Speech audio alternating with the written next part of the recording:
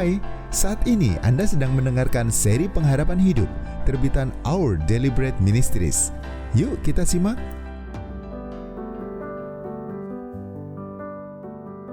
Aku takut di PHK. Peter sama sekali tidak menyangka akan kena PHK. Ketika ia duduk di depan komputernya dan tidak bisa mengakses sistem kantornya, ia berkata kepada rekannya, "Mungkin sistemnya mati lagi." Namun rekannya bisa masuk ke sistem kantor tanpa masalah apapun. Akan tetapi, setengah dari rekan-rekan kerja Peter lainnya menemui masalah yang sama. Pengawas mereka pergi mengecek penyebab masalah tersebut. Ia kembali dengan berita yang mengejutkan. Setengah dari departemen mereka baru saja terkena PHK. Peter pulang dengan linglung. "Apa yang harus kulakukan?" katanya kepada istrinya. Ia satu-satunya pemberi nafkah di keluarganya, dan mereka memiliki 2 orang anak yang masih kecil. Sanjaya sedikit lebih siap. Tempat kerjanya, sebuah perusahaan perekrutan, sudah lama menginginkan tim yang lebih muda dan memberi sinyal bahwa mereka akan melepaskan pekerja-pekerja yang lebih tua seperti dirinya. Selama berbulan-bulan, Sanjaya sudah mempersiapkan diri untuk berita buruk yang akan datang. Namun ketika bosnya datang dan mengatakan, "Maaf, posisimu tidak masuk dalam struktur yang baru." Hati Sanjaya tetap hancur. Ia membayangkan dirinya tidak lagi berguna, meskipun punya pengalaman dan keterampilan yang baik. "Apakah saya sudah tua dan tidak berguna?" tanyanya kepada dirinya sendiri. Cerita-cerita seperti ini membuat khawatir Lydia yang bekerja sebagai teknisi. Industri yang digelutinya sedang dalam kondisi tidak baik, dan ada rumor yang beredar bahwa perusahaannya mungkin akan melakukan perampingan untuk menghemat biaya. Setiap hari, ia dan rekan-rekannya datang ke kantor dengan perasaan cemas, kalau-kalau hari itu adalah hari terakhir mereka bekerja. Ia juga khawatir karena akan sulit baginya mencari pekerjaan baru akibat keterampilannya yang terbatas. Namun teman-temannya tidak merasa hal itu sebagai suatu masalah. "Cari saja pekerjaan baru," kata mereka. Mengapa mereka tidak mengerti kecemasannya? Pemutusan hubungan kerja, ketakutan yang nyata. Jika cerita-cerita tadi mirip dengan pengalaman Anda tidak sendirian. Dengan ketidakstabilan dan ketidakpastian dalam ekonomi dan lingkungan kerja saat ini, banyak dari kita yang menghadapi ancaman kehilangan pekerjaan. Tidak peduli apakah kita memiliki keterampilan yang mumpuni atau mendapat gaji yang kecil, bekerja di perusahaan kecil atau besar, kita semua punya ketakutan yang sama. Diberitahu suatu hari bahwa kita tidak dibutuhkan lagi.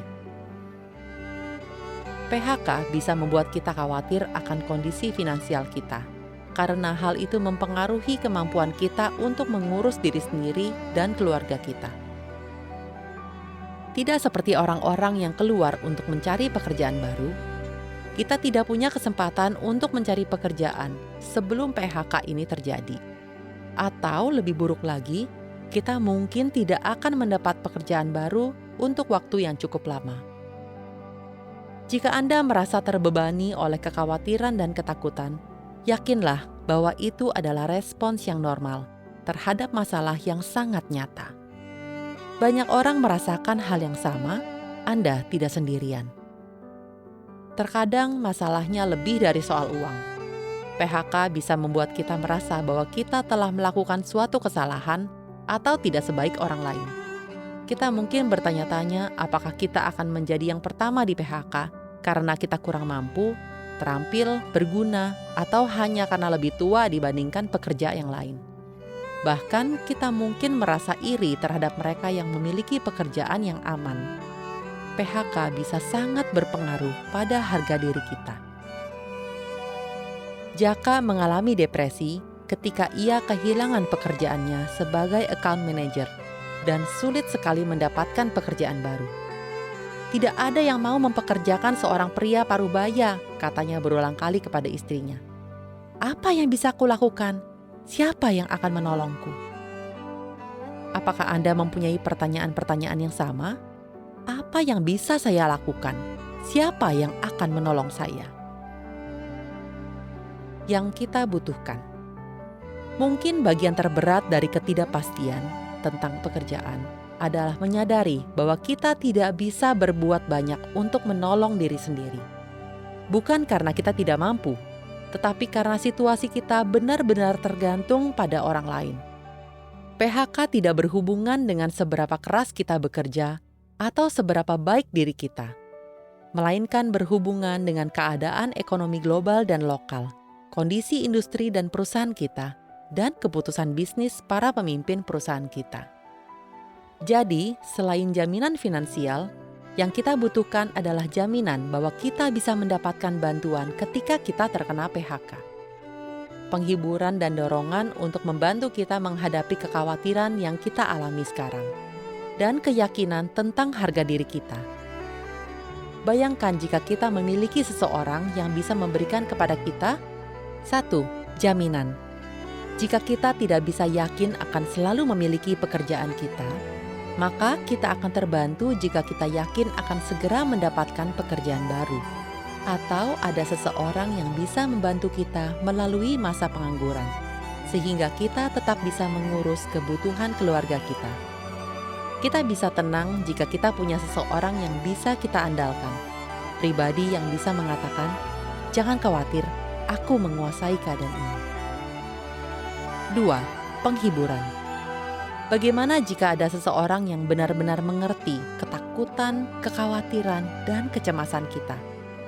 Pribadi yang benar-benar mengerti apa yang kita rasakan dan mau mendengarkan serta berempati dan tidak memberikan saran yang tidak berguna. Pasti itu akan sangat membantu kita. 3. Keyakinan.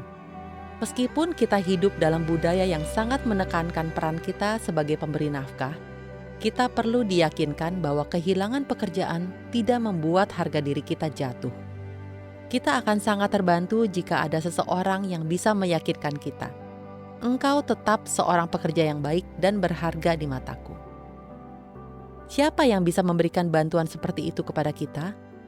Kebanyakan dari kita mungkin tidak mengenal seseorang yang cukup berkuasa untuk membantu kita mendapatkan pekerjaan.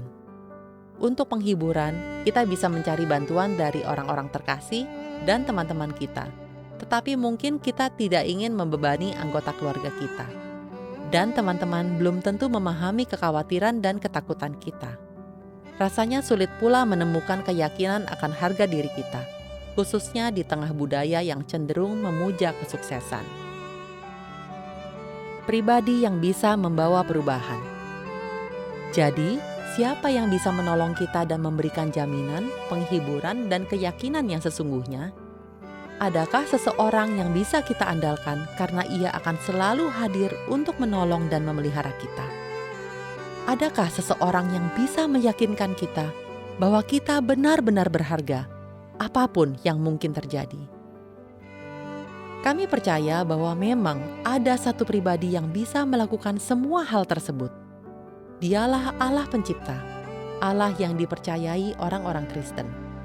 Mengenal dan mempercayai Dia akan membawa perubahan dalam hidup kita, karena Dia telah berjanji menolong dan memelihara kita dengan caranya dan pada waktunya. Sebagai pencipta dan pemelihara, Dia juga bisa memberikan jaminan, penghiburan, dan keyakinan yang sejati kepada kita. Izinkan kami memberitahu Anda lebih lanjut tentang Allah.